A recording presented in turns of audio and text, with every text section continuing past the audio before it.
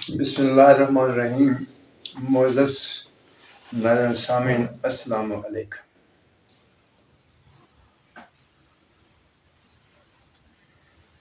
आज कल के दौर में गुर्दों की तकालीफ बहुत ज़्यादा बढ़ रही है। इसकी बहुत सी वजूहात हैं। आज मैं आपके सामने इसकी वजूहात तो बयान नहीं करूँगा, लेकिन मैं कोशिश करूँगा कि मैं ऐसे एक नुस्खा आपके सामने रख दूँ जो डायलिसिस से लोगों की, मरीजों की जान छुड़ा दे। डायलिसिस क्या है?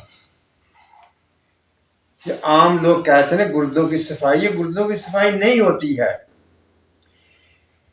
ये सिर्फ और सिर्फ खून की सफाई होती है।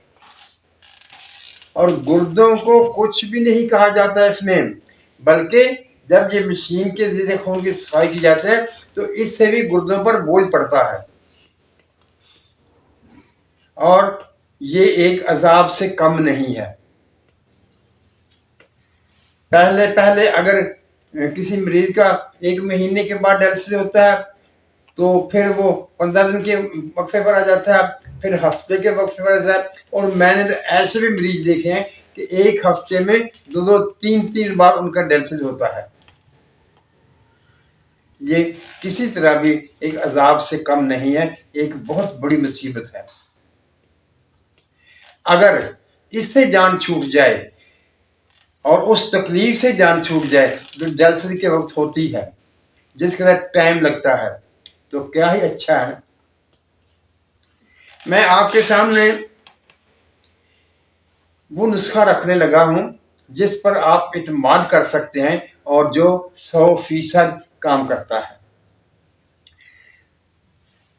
वो नुस्खा मैंने आपके सामने पहले बयान किया था, वो पथरी वाला नुस्खा जो था जिसमें रेवल खताई पड़ती है, आपको याद होगा। नुस्खा वही है, क्योंकि वो भी गुर्दों को ताकत देकर पथरी वगैरह खारिज करता है और इसमें थोड़ा सा इजाफा करना है। जब हम थोड़ा सा इजाफा कर लेंगे तो उसकी कुव्वत और बढ़ जाएगी और वो गुर्दों की अच्छी तरह से सफाई करेगा। ये खून के सफाई करने के साथ साथ गुर्दों को ताकत देगा और उनके अंदर जो उनकी जालियों में तो रुकावट होगी उसको साफ कर देगा, उसको बिल्कुल क्लियर कर देगा और गुर्दे खुद से ताकतवर होकर अपना काम करना शुरू कर देंगे। एक बात याद रखिए, किसी भी इंसानी उज़व के खत्म होने के सिर्फ 2 तरीके हैं। या तो ऐसा डैमेज हो जाए, उसे ऐसी चोट लग जाए कि वो बिल्कुल उसके रेशे पट्टे वगैरह बेकार हो जाए, या उसमें पीप पड़ जाए और पीप पड़ने के बाद उसका जो जर्म जो है वो गल जाए।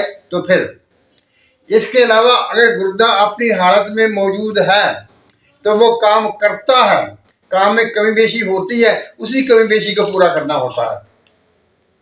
ऐसे गुर्दे जवाब नहीं देते जो डॉक्टर अक्सर कह देते हैं कि ऐसे गुर्दे ने जवाब दे दिया, अब ये गुर्दे चेंज करवा लो, तो बिल्कुल वालो, कोई जरूरत नहीं है इसकी। वो नुस्खा जो पहले मैंने आपको बयान किया था, आपको याद होगा, रेवल खताई वाला। एक दोस्त ने कहा कि आपने वो 2 दफा नुस्खा बयान किया था और उनके औजान में फर्क था। ये देखिए, ये मामूली बात है। अगर औजान की कमी बेशी आप खुद भी कर सकते हैं।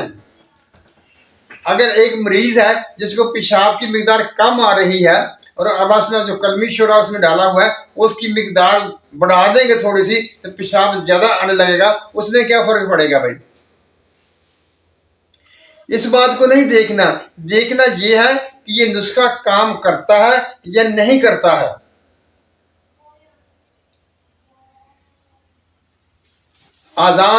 औजान उस नुस्खे के आपको याद होंगे, आप वीडियो से भी देख लेंगे। मैं फिर भी बता देता हूँ। रेवल खताई 100 ग्राम है, सूंड 50 ग्राम है, काली मिर्च 20 ग्राम है, नौशादर ठीकरी 20 ग्राम है, कलमी सोडा 20 ग्राम है और मीठा सोडा भी 20 ग्राम ही है। ये है वो पहला नुस्खा जो मैंने आपके सामने रखा था, आपको मैंने बताया था। अब आपने क्या करना है कि आपने 200 ग्राम रेठा लेना है। 200 ग्राम रेठा लेंगे तो उसको तोड़ के उसके बीज में से जो उसके बीज होते हैं, उसके मगज, उनको अलग कर देंगे और छिलका ले लेंगे। वो छिलका तकरीबन 100 ग्राम के करीब होगा। जब आप 200 ग्राम देंगे तो उसमें से बीज निकाल देंगे तो बाकी वो 100 ग्राम या 90 ग्राम के करीब बाकी बचेगा।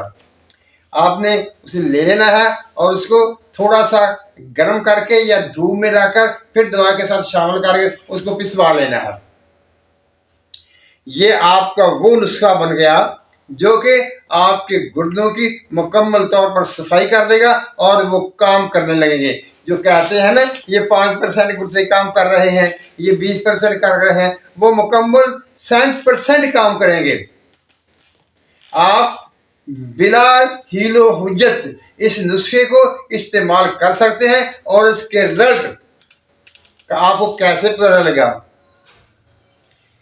जो मरीज डायलिसिस पर होते हैं उनकी पहले रिपोर्ट होती है और फिर डायलिसिस करते हैं, डायलिसिस के बाद फिर रिपोर्ट कराते हैं।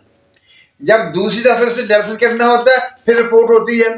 आप उन रिपोर्ट्स को जो कि डायलिसिस से पहले की होगी और दोबारा फिर डायलिसिस से पहले रिपोर्ट की होगी, उनका आपस में मुवाजना करेंगे तो आपको पता चल जाएगा कि किस कदर बेहतरी हो रही है। टाइम कमी बेशी हो सकती है, वो मर्द की कैफियत के बराबर होता है, मर्द कम है या ज़्यादा है, लेकिन आप इस पर मुकम्मल एतमाद कर सकते हैं। ये मुकम्मल और मुकम्मल नुस्खा है गुर्दों की सफाई के लिए। कल इंशाल्लाह मैं एक वीडियो डाल रहा हूँ जिसमें मैं बताऊंगा कि माफ कीजिएगा, आप एक नुस्खा अच्छा और कीमती नुस्खा होता है वो इस्तेमाल करते हैं, लेकिन उसके रिजल्ट आपकी तवक्को के मुताबिक नहीं होते, तो उसमें आपको क्या करना चाहिए और किन चीज़ों का ख्याल रखना चाहिए, वो कल वाले वीडियो में मैं इंशाल्लाह आपके सामने रखूंगा। वो बहुत अहम वीडियो होगी क्योंकि अद्वियात हमने अक्सर इस्तेमाल करनी होती है, तो उनके असूल ज़ाबित और उनके लिए क्या कुछ करना है हमने, वो आपके सामने मैं मुकम्मल तौर पर रख दूंगा। मोहतरम नाज़रीन सामीन, कल वाली जो गुजरे कल वाली वीडियो थी वो एक ऐसी वीडियो है, अगर आप उसको गौर से देखेंगे, उसको समझने की कोशिश करेंगे तो आपकी ज़िंदगी को बदलने वाली वीडियो है। लेकिन मैंने जो आपके कमेंट्स देखे हैं उनमें मैंने वो चीज़ नहीं देखी जिस मकसद के लिए मैंने वो वीडियो डाली थी। आप ऐसा कीजिए, उस वीडियो को दोबारा देखिए और जो चीज़ मैं उसने बताई है उसके मुताबिक मुझे लिखिए, क्या वो आपकी समझ में आई है या नहीं आई है, क्या आप उस पर एतमाद कर सकते हैं या नहीं कर सकते हैं। मुअज़्ज़ज़ नाज़रीन सामीन, अल्लाह ताला हम सब पर रहमतों की बारिश करे, हमें सच बोलने, सच सुनने और सच पर कायम रहने की तौफीक अता फरमाए। आमीन। अल्लाह हाफिज़।